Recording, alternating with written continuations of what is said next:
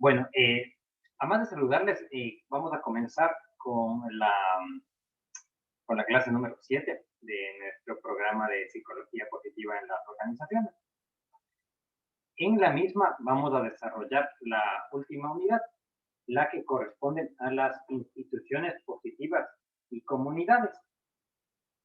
En la misma veremos elementos como los fundamentos principales, asimismo las políticas públicas que se han hecho y también cómo nosotros podemos intervenir de forma comunitaria. De modo que esto les servirá para que ustedes resuelvan la problemática de cómo es que a partir de una organización podemos contribuir al aumento de la bienestar, del bienestar, es decir, me refiero a la felicidad a corto plazo y esa felicidad más estable. Asimismo, vamos a aprender si es que hasta la actualidad hubo algunas instituciones que ya implementaron estas técnicas del bienestar en sus actividades o si solamente siguen en un plano teórico. Y finalmente, les servirá para que ustedes puedan contestar si es que estas técnicas pueden intervenirse en una comunidad. Recordemos que a comunidad le llamamos al conjunto de personas que conviven en un grupo. Entonces, una comunidad puede ser un barrio, una escuela, una empresa, una facultad, etcétera. Un club de fútbol, un club deportivo, qué sé yo. Bueno, entonces, en contexto, vamos a ver esto de las instituciones positivas. Es necesario ubicarnos un ratito al comienzo del semestre, del programa, perdón. Entonces, ven que cuando se les explicó lo que era psicología positiva, se les dijo que existen tres grandes postulados o tres grandes principios, los cuales serían las experiencias positivas subjetivas, las que desarrollamos la clase pasada.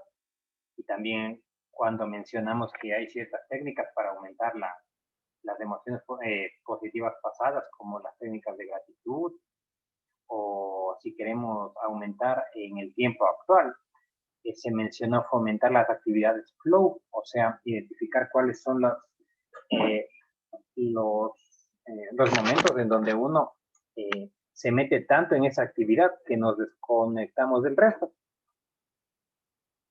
Y también nosotros en ese momento de las emociones positivas discutimos que también se puede aumentar a futuro, es decir, si nosotros trabajamos en la modificación de los focos de atención, o sea, de que implementemos esquemas mentales para ver, no solo desde el punto de vista,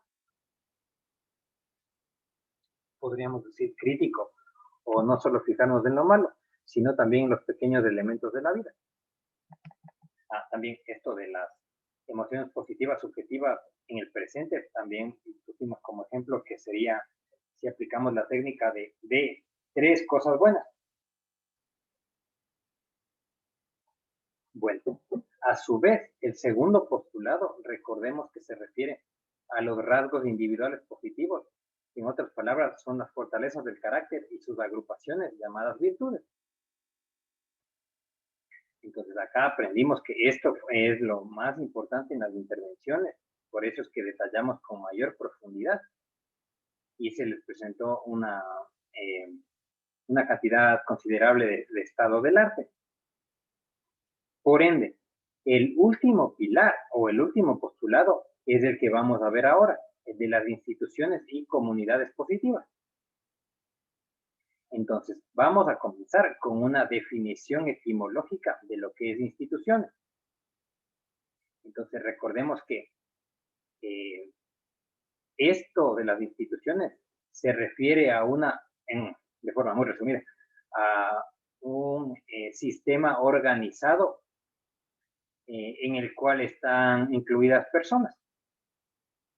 Por ejemplo, la institución universitaria se refiere a las normas, a los reglamentos, a las carreras ofertadas. Entonces ven que si sucedería algo y por ahora, imaginen que sucede una desgracia y todos los estudiantes de una institución y todos los docentes y todos los que trabajan en esa institución desaparecen, dense cuenta que la institución continúa porque la institución se refiere al orden del sistema, independientemente de la presencia o no de los actores. O voy a poner así también un ejemplo más extremo y más clarificador. Hace unos años hubo un accidente aéreo de un club de fútbol, me parece que de segunda división de Brasil, el Chapecoense.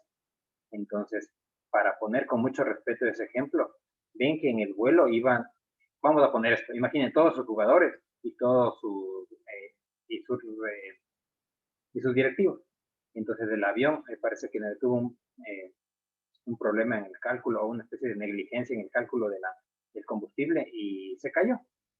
Entonces ven que podríamos exagerar informando que toda la gente de esa institución desapareció, pero la institución sigue existiendo porque son un conjunto de normas, reglamentos que representan a una actividad. Entonces la institución conocida como religión católica, la institución conocida como UNA o la institución conocida como gobierno, ven que consiste en un conjunto de representaciones, un conjunto de normas y reglamentos que sirven para ordenar a sus miembros, independientemente de quiénes sean ellos. Sí. Entonces, acá vamos a identificar que hay un conjunto de instituciones que tienen las características de la psicología positiva y asimismo que nosotros podemos intervenir en elementos no tan serios como una institución, sino como una comunidad. Por ejemplo, un barrio X, capaz que no es una institución, porque puede que no tenga un reglamento claro de convivencia, no hay unas normas muy concretas, y ese barrio solo existe porque los habitantes viven ahí, y si desapareciera, capaz que el barrio también se va por ahí mismo. Entonces, quiere decir que en esta última unidad veremos estos sistemas de organización que pueden fomentar o que más bien facilitan la obtención del bienestar. Entonces, aquí quiero escucharles si tienen alguna inquietud.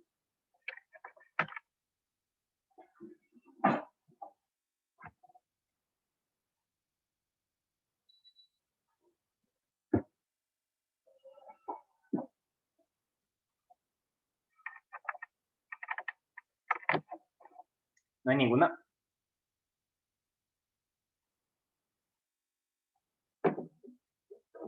Entonces, sigamos. Esto es aquí. Ya, muy bien.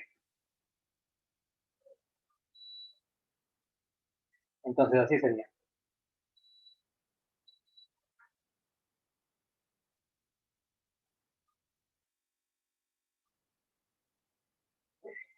Comencemos con la parte básica de estas instituciones y comunidades. Entonces, recuerden que esto se les enseña para que ustedes específicamente puedan entender cómo es que a su organización o a la comunidad a la cual pertenecen, ustedes le pueden incluir estos conocimientos de la psicología positiva para obtener los beneficios que se les conversó en esa extensa revisión del estado del arte. Es decir, que imaginen que ustedes trabajan en una empresa pequeña familiar o tienen un pequeño negocio o son parte activa del barrio tanto, o se juntan con un grupo de personas en un club de lectura. Es decir, sea independientemente de si ustedes pertenezcan a una institución grande, pequeña, o si ustedes pertenecen a una comunidad. Recuerden que ambos son lugares de acción en donde nosotros podemos aplicar esto que hemos aprendido.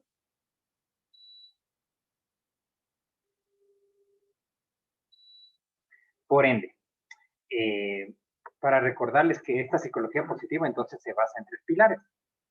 Y el último entonces constituye estas instituciones. Y cabe recordar que este es un pilar importante en el bienestar psicológico porque fíjense que son las instituciones las que, entre comillas, hacen propaganda al buen carácter, o sea, a las fortalezas del carácter. Ejemplo, la institución de las Fuerzas Armadas, como vimos en la clase pasada, de forma directa o indirecta, hace propaganda por ciertas fortalezas como la valentía. O mire, una universidad, podríamos poner la Universidad de Buenos Aires. Ven que es una institución que sustenta el buen carácter porque de forma de forma colateral difunde una fortaleza que puede ser el amor por el saber.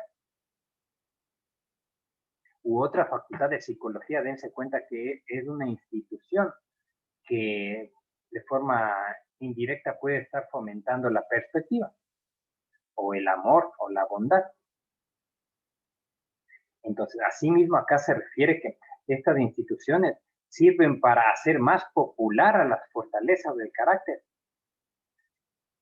y también sirven para sustentar a las emociones positivas, porque la gente que usualmente está en este tipo de instituciones quiere decir que tiene más posibilidades de experimentar estas emociones.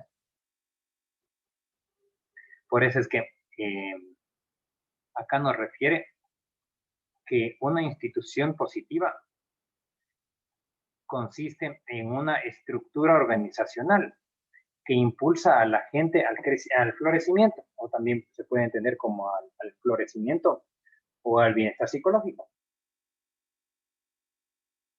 Entonces, asimismo, como tenemos instituciones que fomentan, seguramente no les va a costar encontrar instituciones que se caracterizan porque dificultan que la gente crezca o que dificultan que la gente sea feliz. ¿Quién tiene alguna idea de alguna institución que dificulte a la gente crecer o llegar al florecimiento, es decir, al bienestar?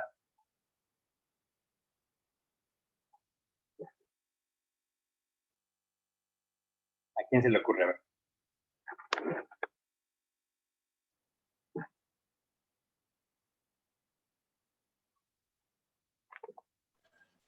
Existe, pico uno, profe. Claro, sí podríamos hablar de eso, o sea, de instituciones que dificultan el bienestar, sí.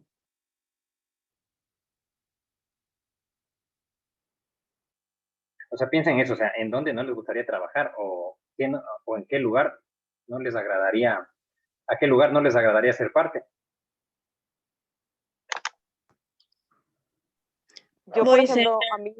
bueno, después nomás, que hable la compañera. Voice Center por ahí, profe, sin ofender, por si acaso. Perdón, no le escuché. ¿A dónde dijo? Voice Center, esas empresas que se dedican a hacer el call center de las empresas, trabajan 24 horas, de repente no tienen ni siquiera beneficios sociales, cosas así. Ya, sí, con mucho respeto podemos ver que de forma indirecta puede que aquellas instituciones que tienen esas formas de trabajo dificultan. Sí, Joana iba a mencionar algo.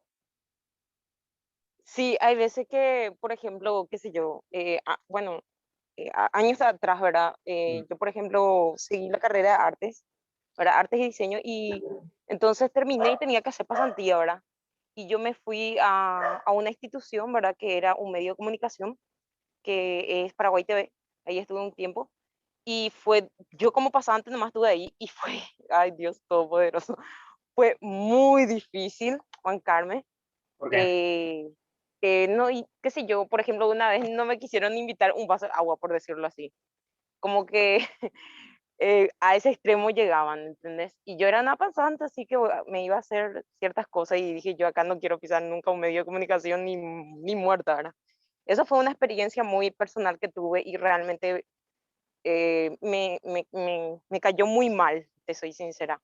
Pasó hace tiempo ya, ¿verdad? Y ahí, por ejemplo, no me gustaría ir. No sé si todos los medios de comunicación serían así, ¿verdad? Pero en ese lugar especialmente no. No sé si es porque es un sector público, ¿verdad? Y se maneja más bien por contactos ahí para ingresar.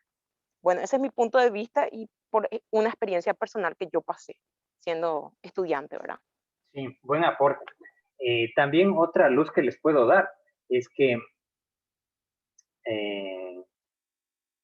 se podría considerar también al sistema penitenciario. porque ven entonces que es común que las cárceles sean lugares bastante bravos, o sea, bastante complicados, inclusive a veces de sobrevivir o que ingreses y no te pasen cierto tipo de delitos. No digo que que, o sea, no digo que ni siquiera se pueda cubrir que la gente delinca ahí, sino que hasta la gente que vaya, que se ajusticien entre ellos mismos. O también, miren, con mucho respeto, podríamos también considerar a ciertas instituciones que parece que genera que la gente tenga más problemas a lo que sale en comparación con lo que entra. Alguna vez... Perdón, profe, quería acotar algo nada más. Sí, escucha. Yo ahí, por ejemplo, entré como estudiante de colegio, ¿entendés? No es que entré como un título universitario o algo así. No es una tecnicatura que se da en el colegio, ¿entendés? Entonces, desde ese punto de vista, y me pareció, o sea, no sé si porque era joven también, de esa forma me trataban, ¿verdad? O sea, no sé. O capaz porque era una potencial competencia también, no sé. Pero yo creería que hay que dar la apertura a todos, o sea, todos tienen su singularidad y su complejidad también, ¿verdad? Claro, y tal cual, hay instituciones, o sea, que de forma escrita o de forma tácita, es decir, oculta, tienen cierto tipo de normas que dificultan o que sabotean a la salud de sus propios integrantes y de la gente que está por afuera también, o a los pasantes también. Les iba a contar que en un encuentro de científicos de acá, creo que era hace 2 años, ya no me acuerdo muy bien, pero bueno, la cosa es que pasaban, o sea, presentaron unos datos de una tesis que hacía una comparación del nivel de salud mental de los que ingresaban a, no me acuerdo cómo se llama acá, si es academia de policía o escuela de policía, bueno, pero es a la formación de los señores policías de aquí. Y entonces se hizo una comparación de la salud mental, cómo ingresan, y le comparan en cambio cómo estaban los que salían.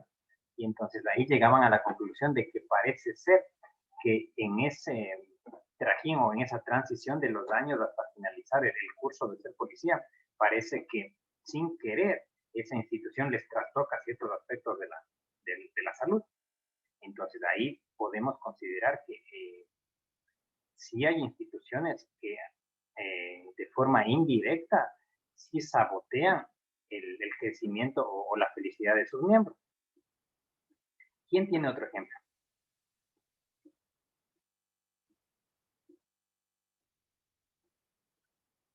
Profe, entonces, por lo que yo entiendo, o sea, la institución en sí no sería la que limita el crecimiento, sino más que nada el estilo con el cual las personas adentro se manejan o la forma en la que se dirige la organización en sí, porque, qué sé yo, la policía en sí no es una institución inherentemente mala, pero el estilo de personas o de superiores o lo que sea es lo que al final corrompe, ¿verdad? O daña.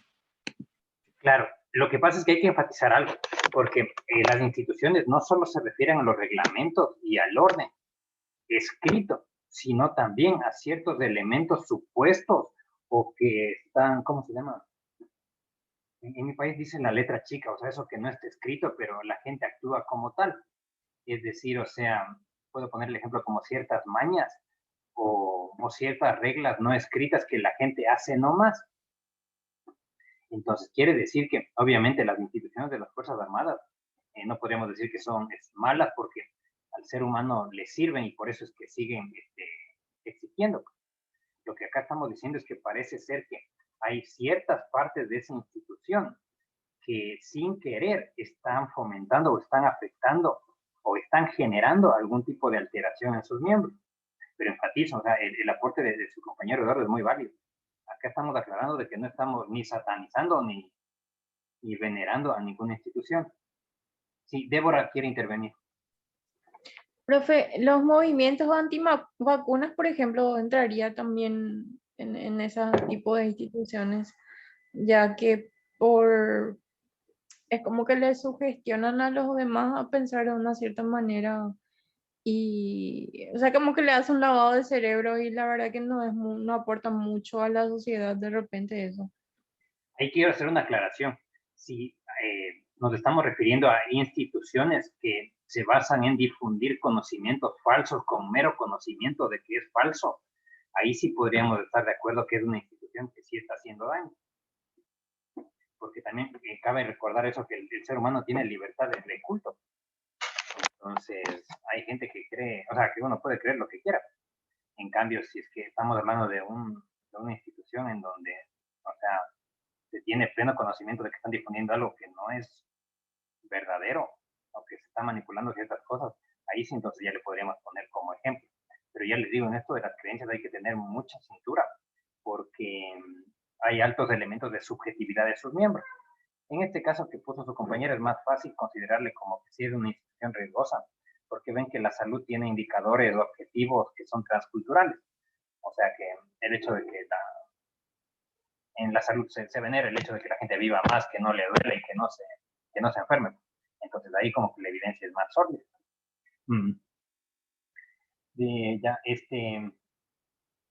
Ahora quiero escucharle si alguien más tiene alguna experiencia de otra institución que considere que ataja al crecimiento de la gente.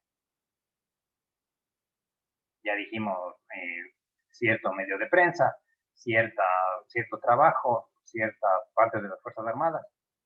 Hay uno que es más claro también que quiero que salga de ustedes. Sí, profe, yo tengo un caso, no es mi caso personal, pero es de una compañera, de una amiga que trabaja en cadena de supermercados.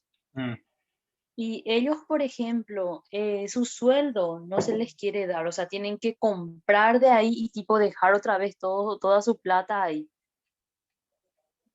Y Como en el siglo XVIII. cuando ellos, por ejemplo, no están comprando nada de ahí, ya se empiezan a enojar los patrones. Híjole. Entonces es buen ejemplo porque claro que la institución gana porque el dinero se queda ahí mismo, puede que haya estabilidad, dan trabajo, lo que quiera, pero ven que por más que tengan buenas acciones, ciertas normas de las instituciones, estas pueden generar efectos colaterales, como en este caso ven que está atentando contra la libertad del trabajador de poder acceder de forma íntegra a su salario. O también miren, con mucho respeto, podríamos también mencionar que parece ser que es común que en ciertas entidades públicas tienen asimismo ciertos reglamentos escritos o ciertas normas tácitas que generan que la gente entonces su salud mental se vaya deteriorando más. Es decir, por eso es que hay gente, o sea, que piensa dos veces en entrar a un sector público, sector privado, porque puede que en el uno gane más, pero ya se sabe que la compensación o lo malo es, o sea, cierto orden distinto que puede encontrar en ese sector. Yo les hablo, yo estudié en la universidad pública en Ecuador, así que en esa época sí se parecían bastante, entonces sí me daba cuenta cómo era ese tipo de asunto. Entonces, quiero enfatizarles que acá estamos hablando de que las instituciones por sí mismas son valiosas para las sociedades, por eso es que existen. Sin embargo, cabe destacar que hay ciertas instituciones que, entre comillas, sin querer, dificultan a que la gente tenga un crecimiento. Y asimismo, hay otras que de forma intencional o colateral pueden, o más bien empujan a que sus trabajadores lleguen a mayores niveles. Bueno, entonces, se pone... Sí, escucho. Y las sectas de repente también podrían ser ciertas instituciones que o sea, yo no veo como que aplica esto de que a la gente le despersonifica, como se dice, ¿verdad? Y le somete a ciertas reglas que la verdad que yo conozco mucha gente que van a ciertas sectas, con todo respeto, ¿verdad? Y una iglesia X, ¿verdad? Y conozco a varias personas que me suelen comentar cómo se sienten, de tanto que se sienten controladas. En realidad no son unas personas que están felices y satisfechas con su vida, por más que estén dentro de una institución que parecería que sí. Ya, buen aporte. Ven que nosotros de forma muy respetuosa estamos poniendo ejemplos puntuales. Entonces, si recordamos psicología social, ven que una secta es una agrupación religiosa pequeña en comparación con la religión oficial de los países. Es decir, es un culto más pequeño. Entonces, si bien es cierto, no nos costaría encontrar ejemplos de sectas eh, que han hecho acciones delictivas o perjudiciales para sus miembros y para el resto, eso no sería apropiado que le consideremos o que le asociemos que una secta es algo malo, porque simplemente es un culto más pequeño. Entonces hay ciertas sectas que sí, al toque serían ejemplos de instituciones que afectan, pero eso no quiere decir que de por sí la secta sea algo malo. O quiero ponerles el ejemplo también más claro con la palabra burocracia. Burocracia en pocos términos significa orden de una institución. Entonces hay instituciones o hay lugares que tienen excesiva burocracia, es decir, un orden excesivo que ya dificulta las cosas. Entonces la burocracia, analizado en su término, es solamente orden. Entonces hay cierto tipo de orden que ya es molesto. Entonces, asimismo, secta no es algo malo, ni religión tampoco, no es ni bueno ni malo, sino es simplemente un grupo de personas. Ahora, cómo manejen las cosas, ahí sí ya haría que tengamos un juicio más específico. Sí. Entonces, si seguimos en estos ejemplos de estas instituciones,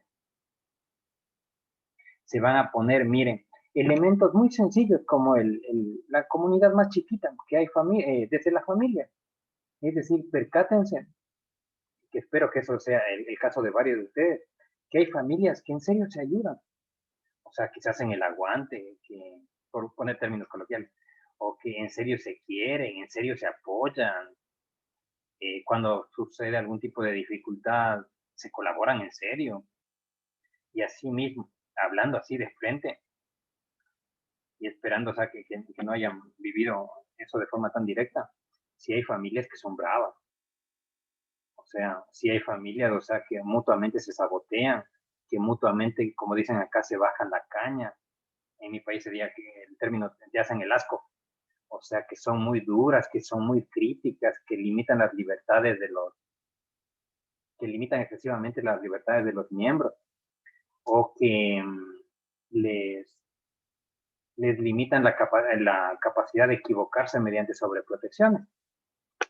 O asimismo podríamos considerar que las familias disfuncionales podrían incluirse como instituciones que dificultan el crecimiento, por poner un término.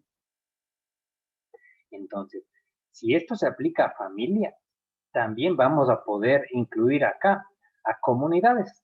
Recordemos que comunidades son grupos más grandes de personas que no comparten vínculos sanguíneos. Ejemplo, entonces, un club de handball del barrio es una comunidad. O si ustedes van a un grupo de lectura, es una comunidad. O también ustedes como curso cuarto psicología laboral son una comunidad, porque son un grupo de personas que interactúan por un objetivo específico. Entonces, asimismo, hay cursos que se caracterizan porque se colaboran, se hacen el aguante.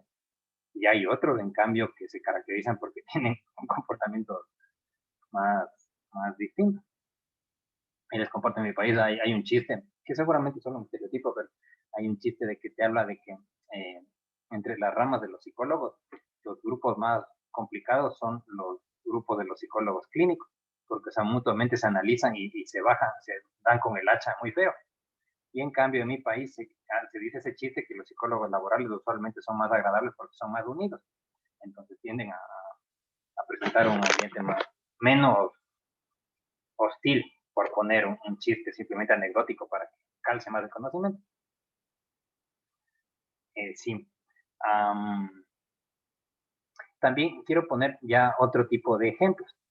Ven entonces que hay cierto tipo de comunidades que se caracterizan porque fortalecen de una manera más, ¿cómo se llama? más clara o más, o hacen más rituales para que la gente se una. Por ejemplo, las comunidades de alguna religión o de alguna espiritualidad son ejemplos de comunidades unidas porque cada tanto se fomentan a que vengan al culto, vengan a la iglesia o lo que sea. En cambio, hay otras, como les digo, o sea, que tienden a ser comunidades que usualmente fomentan la separación. El ejemplo de esto sí sería algo que es bastante común y que he visto acá también, que somos los psicólogos ya profesionales. Porque ven entonces que por la propia naturaleza de nuestra profesión somos muy críticos y tenemos diferencias teóricas. Entonces, en algunos países es común que esas diferencias teóricas se traduzcan en la invalidación del colega. Entonces, hay ciertas profesiones que tienen el problema que son comunidades desunidas, o menos unidas, para poner un término más suavecito.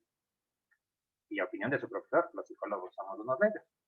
Y en cambio hay otras comunidades que son más unidas de ciertos profesionales.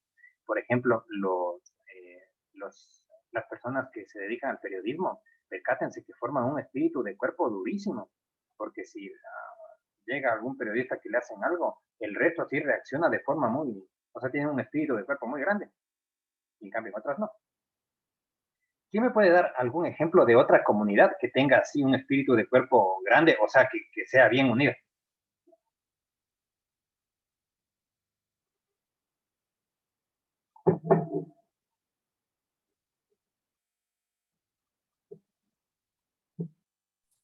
Profe, no sé si va al caso, pero podría ser, por ejemplo, una institución relacionada a un equipo de deporte. Ya, podría ponernos el ejemplo, o sea, va bien el razonamiento, pero aterríceme más para asegurarme. O sea, tu planteamiento se refiere a un grupo de personas, ¿verdad? Que conforman una institución y que son muy, muy unidas entre sí, ¿verdad? Sí. Y no sé, por ejemplo, una institución que represente un equipo de fútbol, ¿Cuál? algún club de fútbol, en donde supongo yo que tiene que haber mucha unidad, mucho compañerismo, ¿verdad? Ya que se apunta al mismo objetivo, ya sea el plantel deportivo, los instructores, entrenadores, la gente de la directiva, ¿verdad? No sé si ese podría ser un ejemplo. Claro, tal cual. Por eso en algunos deportes, cuando va algún equipo o le entrevistan a uno de los miembros, dice, es que acá somos una familia. Y en otros términos se refiere a que, esto es una comunidad, que lo bueno es que está unida. Y hay otros, asimismo, en los deportes que no son tan unidas. Sí. Ya. También, entonces, otro ejemplo podemos ver ya en instituciones que según el autor, o sea, según Seligman, nos habla que sería la democracia. Entonces, acá miren, recordemos un poquito nomás de psicología social, que democracia se refiere a que la gente elija a sus gobernantes y la forma de ser gobernada. Entonces, democracia no necesariamente se refiere a tener elecciones cada 4 o 5 años. Entonces, desde un punto de vista muy neutral, democracia significa que quien gobierne sean los representados, o sea, que gobierne la gente a través de una persona, a través de un rey o a través de un senado. Eso ya son variantes. Pero acá en democracia nos referimos a que es muy importante que la gente de una u otra forma participe en la representación del Estado. Entonces, esto es algo muy, muy importante porque ven que los psicólogos nos caracterizamos, a opinión de su profesor, por ser gente muy culta. Entonces, muchas veces se cree que democracia son elecciones, o que democracia es que no haya un rey, o que democracia es, o sea, que cada tanto se cambie el presidente, o sea, que haya alternabilidad. Entonces, acá estamos viendo que desde la psicología social se refiere a que quienes más peso tengan son los ciudadanos, independientemente de quién les esté representando. Entonces, esto enfatizo porque hay veces, o sea, que se utiliza este término de forma inapropiada. Entonces, por ejemplo, puede que se diga, vamos a devolver la democracia a tal lado. ¿Y a qué se refiere con democracia? A ver. Ya está. Bueno. Entonces, según ese planteamiento, la democracia es una institución que sirve porque dense cuenta que a la gente le hace ser más partícipe, es decir, o sea, le empodera más, y entonces ese empoderamiento o esa especie de libertad le permite entonces fluir más o manifestar mejor sus fortalezas. Vamos a tomar un ejemplo muy respetuoso y mejor de siglos pasados para que sea más neutral. Pensemos en la larga y oscura noche medieval, o sea, cuando era conocido por el oscurantismo, en donde el conocimiento estaba, por poner un término, privatizado u oculto por un grupo de eruditos de la fe. Entonces ven que ahí como que es un poco más difícil considerarle eso de que eran sistemas democráticos, porque ven que, imaginen que ahí había personas que tenían amor por el saber, pero al tener entonces un régimen que prohíbe ese amor por el saber, porque o sea, está privatizada la información o no es accesible, entonces ahí tenemos ejemplos de que la democracia en serio no solamente sirve para que los países estén más estables, o para que exagerando, para que la gente no se mate entre sí o no haya guerras civiles, sino también dense cuenta que dejar que cada país, o sea, elija cómo sea gobernado, sirve porque de uno u otro modo le empuja o le permite que la gente entonces exprese sus fortalezas. Entonces, si elevamos el debate más, quiere decir que según esta lógica de Seligman, aquellos países que no tuvieron democracia o que tienen poca democracia tendrían que presentar algún tipo de disminución o limitación en la manifestación de las fortalezas del carácter. En términos más sencillos, quiere decir que si Seligman tiene razón, aquellos países con largas dictaduras, cuando se hagan estudios, mostrarán que sus fortalezas del carácter, sus emociones positivas, van a tener características distintas. Entonces, Seligman, esto pasó en el año 2017, y ven que acá en América del Sur se han hecho varios estudios, y su profesor es uno de los que ha hecho estudios acá, en donde parece ser que sí se demuestra que si no hay democracia, no es, o sea, sin minimizar, no es que solo se pierden vidas, no es que solamente le desaparecen a la gente o solamente le meten preso y le pegan, sino parece ser que a las generaciones siguientes también les va complicando. Sería interesante también hacer este tipo de análisis, a ver cómo pasó en Chile o en Argentina, porque ven que ahí hubo más cantidad de personas fallecidas o familias que no conocieron a sus nietos y demás cosas. Pero a opinión de su profesor, me parece que investigaciones que sigan identificando los efectos que tuvo las características de represión en América Latina van a dar datos bastante sorprendentes, pero es simplemente una hipótesis. También entonces nos menciona que la libertad, que la libertad de investigación o la libertad de información, por poner un ejemplo, otro término, es una institución que favorece al crecimiento. Porque ven entonces que si estamos ante comunidades que prohíben cierto tipo de conocimiento, entonces estamos limitando a que la gente lo explote.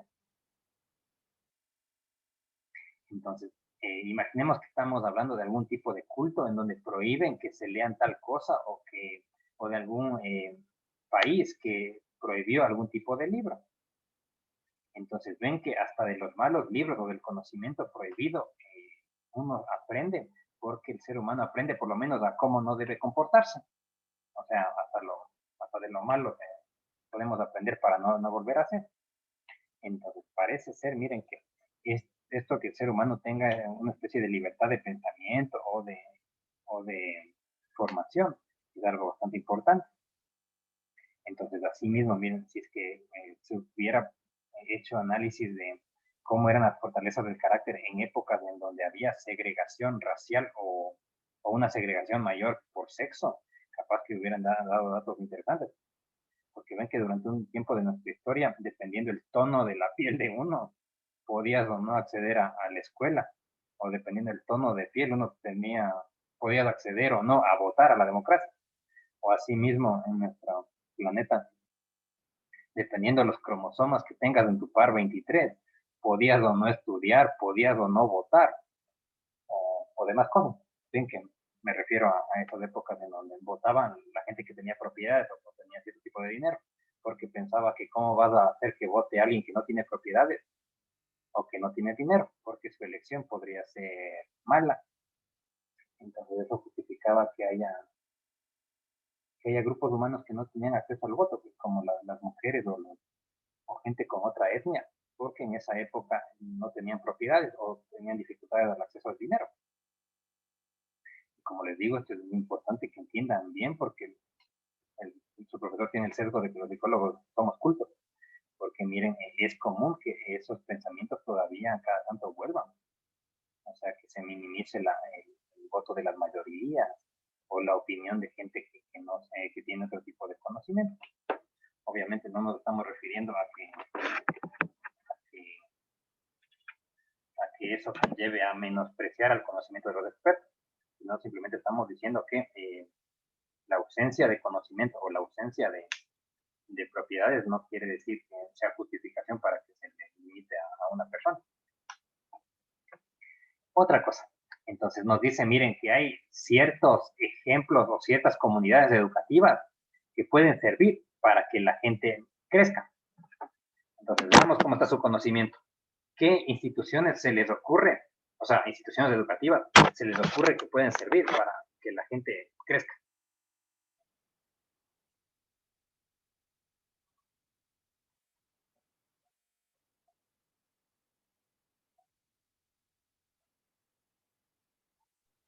Profe, ¿puede ser la CONACYT o algo así? Ah, claro, el CONACYT es claro, el Consejo Nacional de Ciencia. Y claro, sí, porque ellos me parece que cada tanto hacen así cursos o seminarios en donde de forma gratuita invitan a la gente. Claro, y entonces ahí te dan conocimiento que puede servir para el amor por el saber. Muy bien.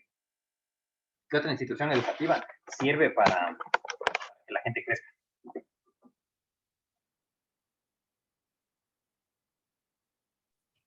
Siguiendo el ejemplo de la compañera, profe, ¿podría ser el SNPP, por ejemplo? Sí, argumenteme. Es una institución que brinda cursos, ya sea de idiomas, tecnicaturas, cursos de huertas, de todo lo que vos te puedas imaginar de forma gratuita para que cualquier persona de cualquier clase social, de cualquier lugar del país pueda acceder a eso, ya sea de manera virtual o de manera presencial. Bien, claro. Sí, otro ejemplo también que les doy es que es común que los cursos de idiomas o las escuelas de idiomas no solo enseñan lengua, porque percátense, imaginen que alguien quiere aprender ¿cómo se llama? Portugués. Bueno, yo no hablo portugués, pero mi lógica me dice que hay algo de cultura de los portugueses te deben dar, o de la cultura de los africanos, para que entonces se entienda mejor el lenguaje. O asimismo, ven que cuando uno aprende francés, o sea, te enseñan de lo que parte de la cultura canadiense y de ciertas zonas de África, o de inglés se enseña tal y tal cosa, de Europa. Entonces, porque en esos lugares la gente no solo aprende idiomas, sino al aprender de otras culturas, eso te fomenta la perspectiva. Asimismo, eso te fomenta la apertura mental. Y si yo les dijera que la Facultad de Psicología en general es una institución que fomenta fortalezas del carácter, ¿quién me da un argumento de por qué su profesor piensa así?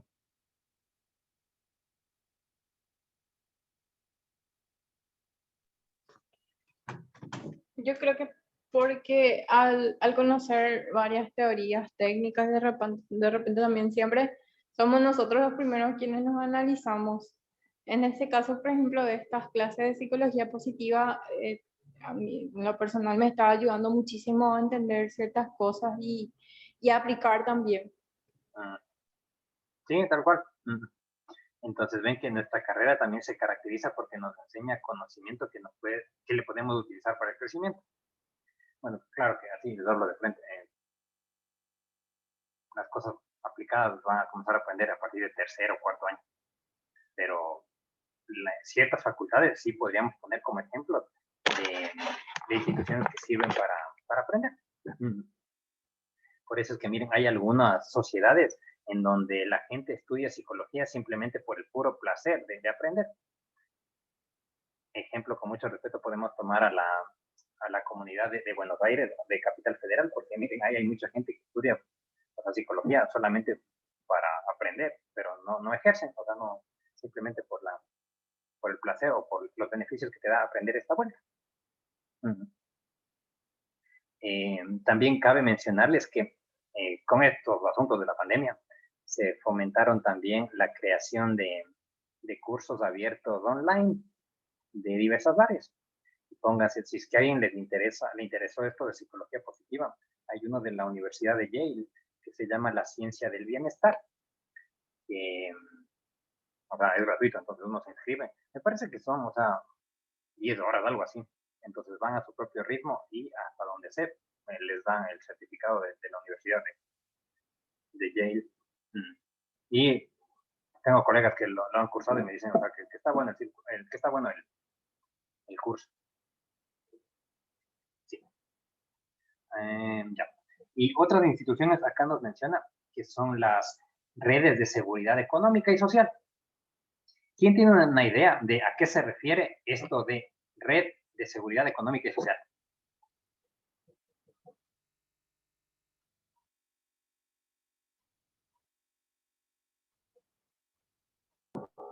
Profe, una cooperativa podría ser. Deme más datos, o sea, ¿por qué argumenta eso?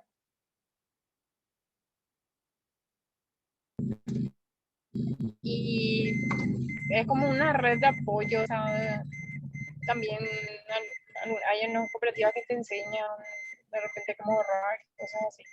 Sí, entonces, otro ejemplo también claro sería que nosotros pensemos en los, ¿cómo se llama? En la seguridad social. O sea, un ejemplo acá sería, póngase, IPS, porque ven que algunos países se caracterizan porque cierta gente que trabaja aporta a una especie, entre comillas, de banco grande, banco colectivo, en donde ahí se genera una cantidad de dinero.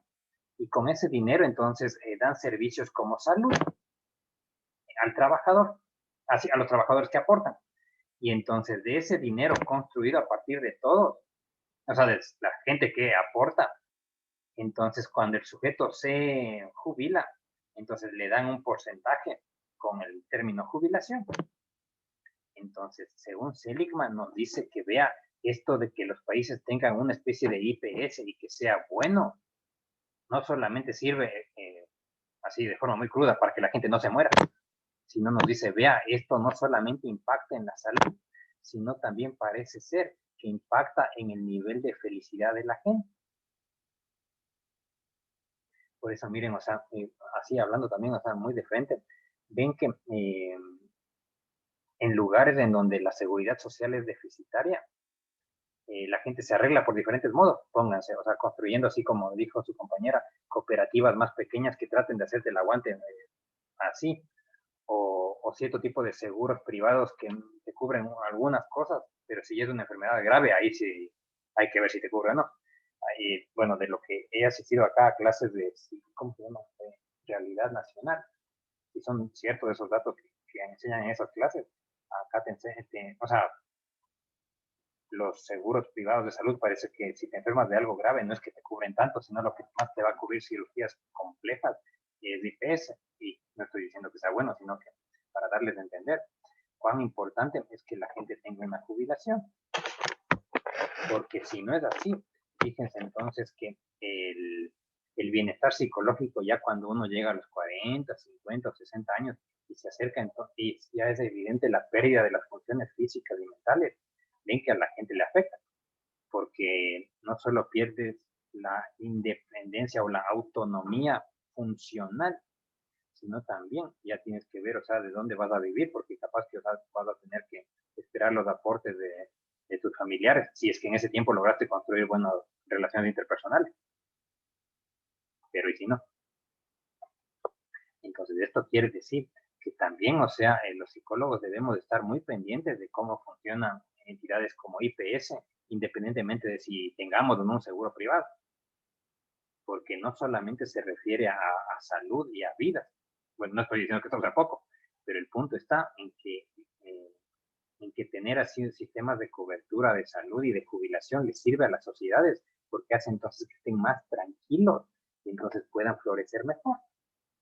Vamos a tomar un caso bastante, un caso muy, ¿cómo se llama? Ya no es tan nuevo, sino cada vez es menos raro. Que miren, hay algunas ciudades europeas que, bueno, antes de la pandemia, ¿no? Se caracterizaban porque tenían una cantidad de dinero alta por los impuestos y demás cosas. Y entonces lo que crearon son especies de rentas básicas. Es decir, que para poner de forma muy cortita el ejemplo, sería que a sus ciudadanos, entonces les ofrecían una cantidad de dinero con la cual, o sea, podían tener una calidad de vida decente, si podemos poner un término. O sea, que tengas un lugar limpio donde vivir, que con esa cantidad de dinero te sirva para comer de forma sana y saludable, y que te sirva para transportarte y para recrearte algo. Entonces, quiere decir que varias ciudades están apuntando a esto de las rentas básicas. Y lo que es curioso es que esta renta básica, de forma muy resumida, es algo opcional. O sea, que una persona puede renunciar a su trabajo y no trabajar en nada y recibir esta renta básica. Porque esta política se basa en que los estudios de la psicología de la personalidad han mostrado que la gente, a nivel de su rasgo de personalidad, a medida de que va creciendo, o sea, de niño a adulto, entonces sus rasgos de personalidad se destacan más. Y es curioso porque entre los 20 y los 40 años, los rasgos no solo, o sea, dejan de subir y más bien, o sea, se bajan en una especie de meseta y cuando nos acercamos a los 40 años vuelven a subir y siguen manifestándose. Es decir, que parece que hay una especie de línea recta entre los 20 y los 40 años. Hay evidencia muy, muy sólida de eso y parece ser que la explicación más racional de ese extraño fenómeno es que entre los 20 y los 40 años la gente está más preocupada por el dinero y por formar familia y por darle servicios a su familia. Entonces, por eso es que parece ser que la manifestación de su personalidad se ataja o se atasca y el sujeto entonces como que trata de pasar desapercibido para tener algo de dinero.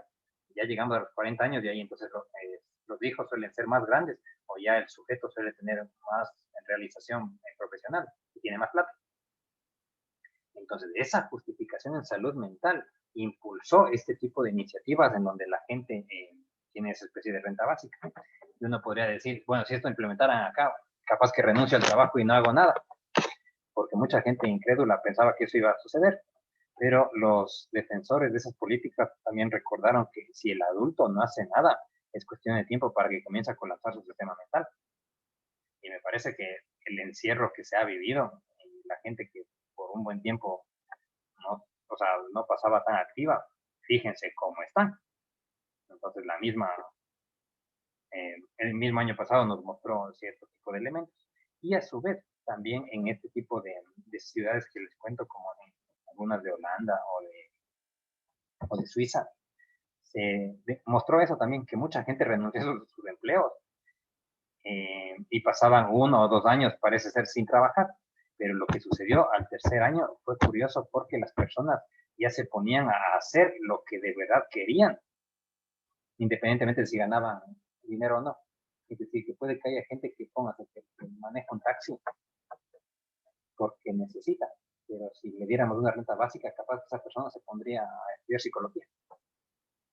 O si alguien que trabaja en un McDonald's porque necesita, pero si no necesitaría, capaz que se pondría a hacer arte callejero o se pondría a enseñar dibujo o algo así.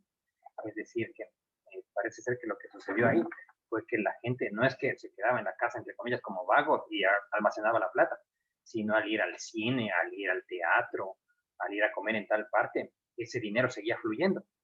Entonces, con eso lo que consiguieron es que disminuyan los índices de estrés social y por ende la delincuencia. Y para algunas personas el que haya baja delincuencia es algo muy importante. Para otras personas como que ya se habituaron, pero miren cómo son las cosas. Entonces, esto quiere decir que parece ser que es más común ese tipo de ideas en donde se piensa que si existen los suficientes recursos, ¿por qué no invertir más en que la gente sea feliz? Y por ende entonces se va a disminuir ciertas problemáticas sociales como la pobreza o el estrés o la violencia, porque la gente está haciendo lo que quiere. Y ahí entonces quiero hacerles una consulta silenciosa de qué ustedes harían si a partir de mañana les dieran una cantidad suficiente para vivir de forma decente, o sea, para cubrir vivienda, salud, educación, transporte y algo de recreación. Entonces piensen qué harían, o sea, si ustedes seguirían en sus mismos trabajos, o qué se pondrían a hacer, o qué se pondrían a estudiar. Capaz que hay gente en serio que dejaría el trabajo y no se pondría a estudiar más la carrera, o se metería a otra facultad, entonces se va moviendo así el dinero. ¿Qué preguntas hay hasta acá? Ah, perdón, y me olvidé. Entonces, si ustedes se pondrían a hacer estas cosas que quisieran, y qué suerte aquellos que dirían, bueno, yo seguiría haciendo lo mismo que hago. Sí, es muy afortunado.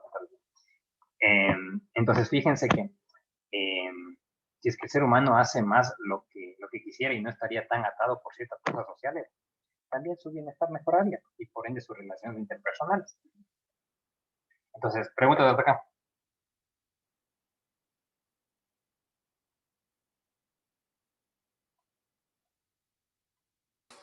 Profe, ¿vos sabías que en Japón las personas, los adultos mayores que, vamos a decir, no tienen familiares que les ayuden o que no tienen una jubilación, ellos consideran una deshonra, una vergüenza, una humillación prácticamente vivir de las pensiones del Estado, vivir de la ayuda social? Y prefieren ellos salir y reciclar basura, por ejemplo, antes que eso, ¿verdad? Como te digo, consideran una deshonra vivir de la pensión del gobierno.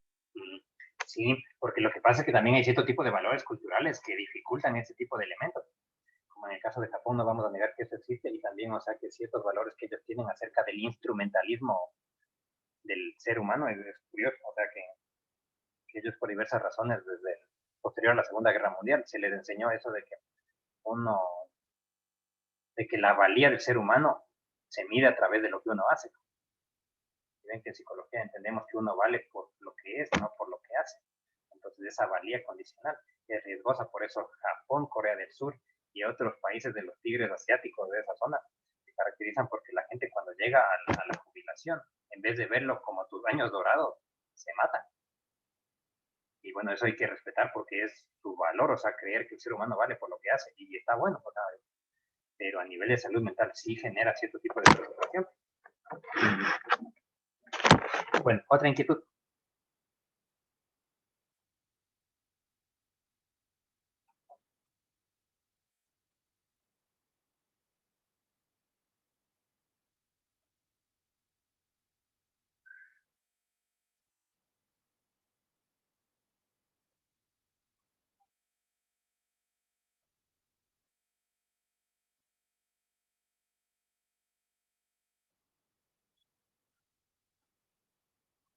Profe, Bueno, consulta, sí, antes que cambies la lámina, ¿a qué se refiere con menos estudiado que otros pilares?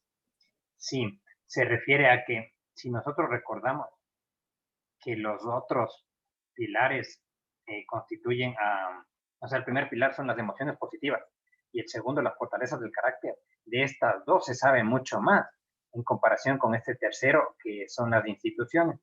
Es decir, que parece que un área pendiente con mucho respeto de la psicología social, psicología organizacional y la psicología cultural es identificar cuáles son estas instituciones que ayudan o que atajan, porque a nivel de los otros ámbitos parece que se ha descubierto un poquito más, pero acá todavía como que no se le pilla, o sea, están pendientes de elementos.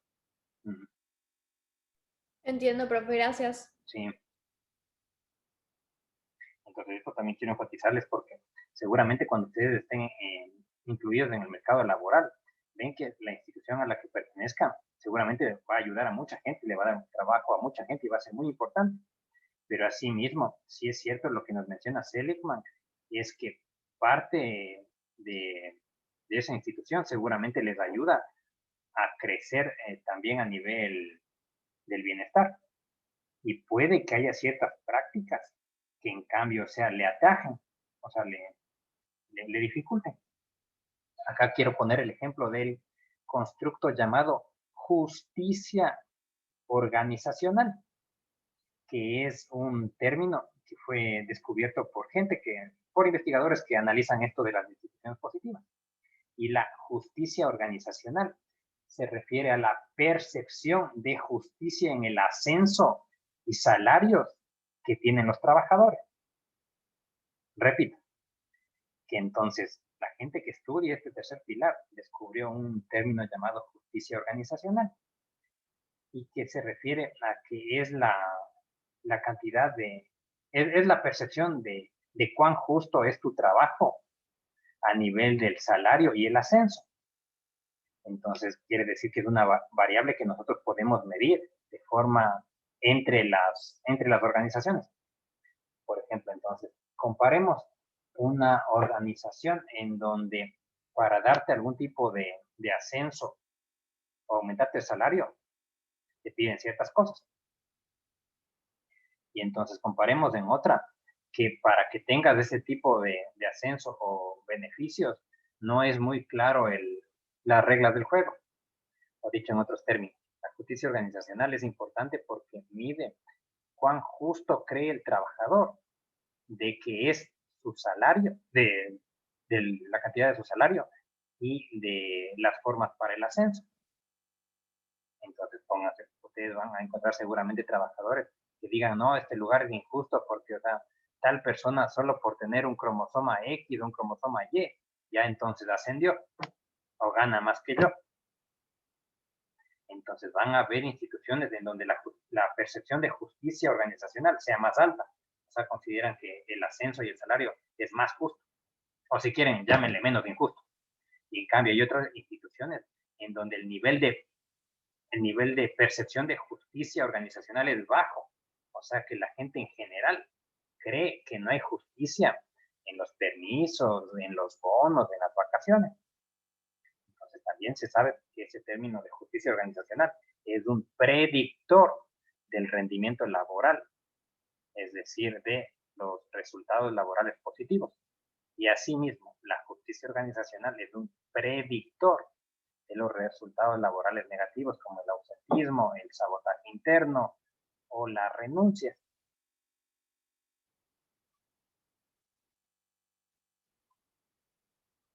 Bueno, a ver, ya vayamos terminando. Entonces, mire, quiere decir que hemos visto de forma introductoria que sí hay ciertas organizaciones que sin querer pueden facilitar o que pueden dificultar que la gente crezca. Entonces, lo que es importante que entiendan en esta clase es que esto no es algo nuevo. O sea, que las instituciones en este planeta existen porque le sirven al ser humano. Entonces, hay instituciones que son muy antiguas, o sea, que tienen milenios como ciertas religiones, y entonces siguen existiendo, no porque la gente, o sea, no solamente por una extraña fuerza X, sino porque al ser humano le sirve. Entonces, ahí también entendamos que cuando tenemos algún grupo humano que vaya en contra de cierta institución, es muy normal que los que son parte de esa institución defiendan de forma muy brava. El ejemplo más sencillo que se nos ocurre es, póngase que tenemos una institución de personas que siguen un deporte cuyo ritual sea vestirse con el color rojo.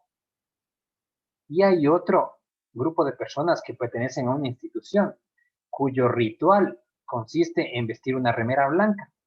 Imaginen entonces que uno de ellos cuestiona a la institución del otro en un plano no amigable. Entonces es normal que los miembros de una institución reaccionen de una forma no agresiva. Entonces ahí también nosotros podemos entender por qué no es que si la gente va y se queja de alguna cosa o ofende a las instituciones, al inicio puede que haya gente que te apoye, pero después, genera un problema porque es normal que los miembros de las instituciones respondan. Porque recuerden, las instituciones en este planeta existen porque sirven para algo. Si no, el ser humano no repite algo que no tenga una funcionalidad. Entonces, nuestra labor como psicólogos es tratar de acoplar estos conocimientos que estamos aprendiendo en el mundo real, por llamarlo así. Ven que esta teoría solo tiene 20 años y eso es muy poquito. Entonces, estamos aprendiendo para que ustedes, o sea, ya vayan pensando, ¿cómo hago, si quiero, póngase a nivel personal, para aplicar mis fortalezas? O a nivel de la institución positiva chiquitita que se llama familia, ¿cómo podría facilitar esta vuelta? O si soy barra de tal club, entonces, ¿cómo podría fomentar para que la gente no se mate tanto? ¿Qué sé yo? Entonces, esa es la consigna que les dejo para que piensen. Y es, también enfatizarles que no se olviden, o sea, de eso que mencioné, del curso ese de Yale, de la ciencia del bienestar, que me parece que yo también me voy a inscribir hoy o mañana, y sería interesante también intercambiar comentarios si es que a alguien le interesa eso. Bueno, ¿tienen alguna pregunta? Profe, ese curso que vos decís es en esa plataforma Coursera, ¿verdad? Sí.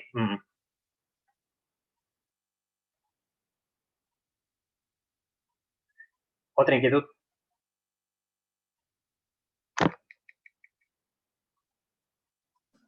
Profe, Sí, le escucho, Noelia. recién habías mencionado que las instituciones están por alguna razón, o sea, porque le aportan algo al ser humano. Sí. Y en el caso de las instituciones que traen cosas negativas o contraproducentes para los miembros, ¿cómo se da entonces eso? O sea, ¿por qué prevalece ese tipo de instituciones si no trae un beneficio Es que, Noelia, real? recordemos que los beneficios no son ausentes de los perjuicios. Es decir, o sea, que una institución se caracteriza porque ofrece algo y cuando te ofrecen algo también conlleva un costo. De hecho, la interacción humana se caracteriza porque te da algo, pero te quita algo. La amistad te da aguante, pero te quita tiempo. Un matrimonio te hace lo mismo. O sea, te da cosas, pero también te genera una especie de costo.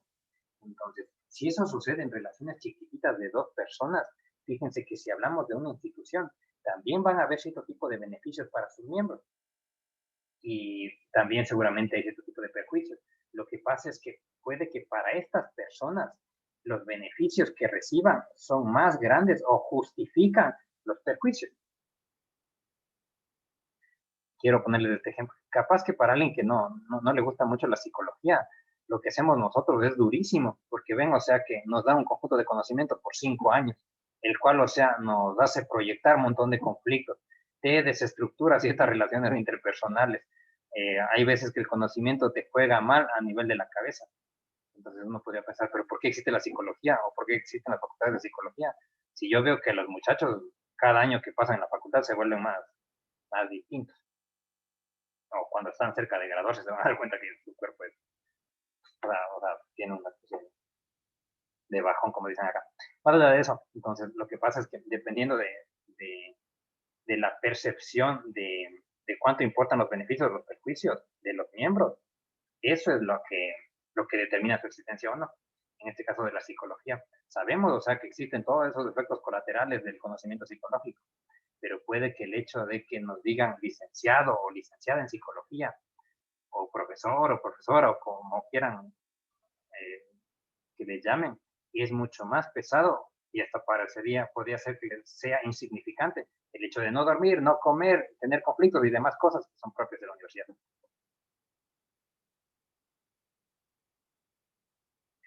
Otra inquietud.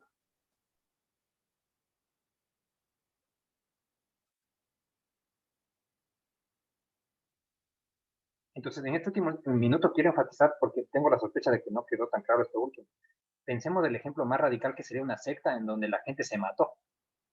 Ven que ahí uno podría pensar, pero ¿cómo existe eso si la gente se mata? Y es porque vemos desde afuera, porque si estamos dentro de la secta, dense cuenta que aunque te mató durante ese tiempo, capaz que te dio un conjunto de beneficios que justificaban tu presencia ahí. Capaz que sentían el aguante, amor, comprensión, sabrá Dios qué. El punto está en que las instituciones existen siempre y cuando, o sea, genere algún tipo de beneficio para los demás o para sus miembros. Es decir, que el ser humano no hace las cosas de loco, sino por algo hace. Pues. Entonces, ahí nosotros también podemos analizar que hay instituciones que han durado siglos. Entonces, por algo ha de ser también, pues no es que de loca la gente se reúne para hacer tal cosa un sábado o un viernes, qué sé yo. Profe, en ese caso se podría poner como ejemplo un trabajo donde no te sentís tan a gusto o no te sentís tan apoyado por tus jefes o con tus compañeros, pero necesitas el dinero, o sea, te vas a trabajar porque necesitas Claro, porque que te toca. paguen. Claro. Y el punto está en que inclusive en esos lugares, el aporte de la psicología laboral puede hacer que sean lugares menos hostiles. Y ven que así, hablando de frente, no es que es tan difícil esta cosa, o sea, es hacerles técnicas de gratitud, de uso de cosas, o sea, se puede. Sobre todo si hay personas acá que ya hicieron o que ya terminaron su trabajo práctico, capaz que en serio, o sea, si les ha servido en algo, aplicar su fortaleza de nueva forma. Bueno, otra pregunta.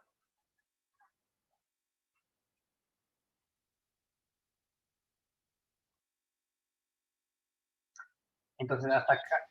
Sí, Verónica, algo iba a decir. Profe, igual se puede entregar el trabajo ya mañana. Sí, porque hasta el miércoles a las 5 de la tarde pueden entregar. Ya voy a habilitar en la Gracias, plataforma. profe. Sí. Gracias.